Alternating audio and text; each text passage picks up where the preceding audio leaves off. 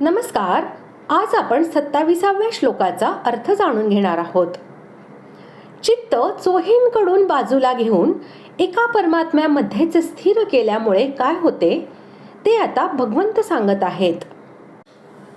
श्लोक 27.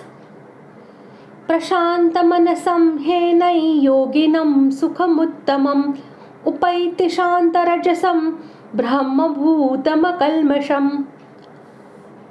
श्लोकाचा अर्थ, कारण ज्याचे मन पूर्ण शांत आहे, जो पापरहित आहे आणि ज्याचा रजोगुण शांत झालेला आहे, अशा या सच्चिदानंद घन ब्रह्माशी ऐक्य पावलेल्या योग्याला उत्तम आनंद मिळतो.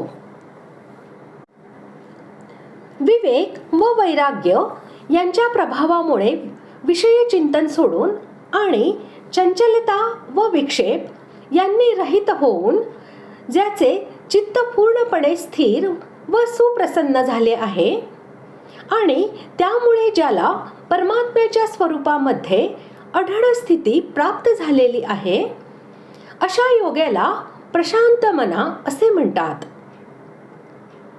मनुष्याला अधोगतीस घेऊन जाणारे जे तमोगुण आणि तमोगुणाचे कार्यरूप प्रमाद, आळस, अतिनिद्रा, मोह, दुर्गुण, दुराचार इत्यादी जितके मलरूपी दोष आहेत, त्या सर्वांचा समावेश कल्मष या शब्दाने करावा.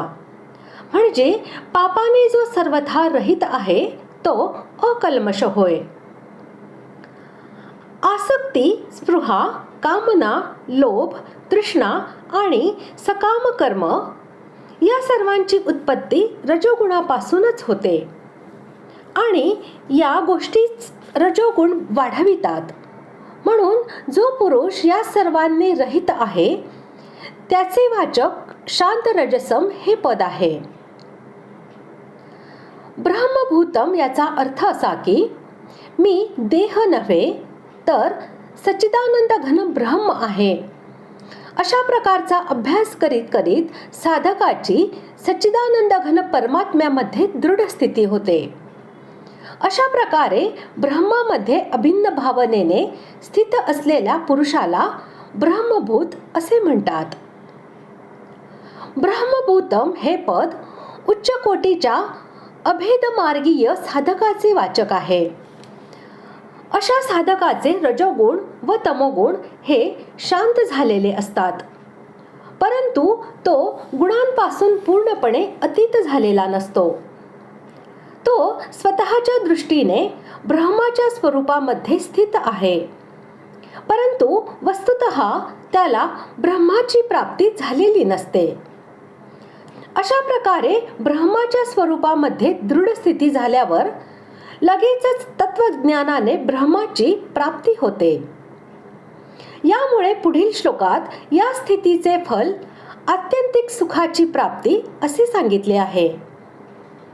ही आत्यंतिक सुखाची प्राप्ती म्हणजेच ब्रह्माची प्राप्ती होय. 5व्या अध्यायातील 24व्या श्लोकामध्ये सुद्धा याच अर्थाने ब्रह्मभूत हे पद आलेले आहे आणि तेथे त्याचे फल निर्वाण ब्रह्माची प्राप्ती असे सांगितले आहे.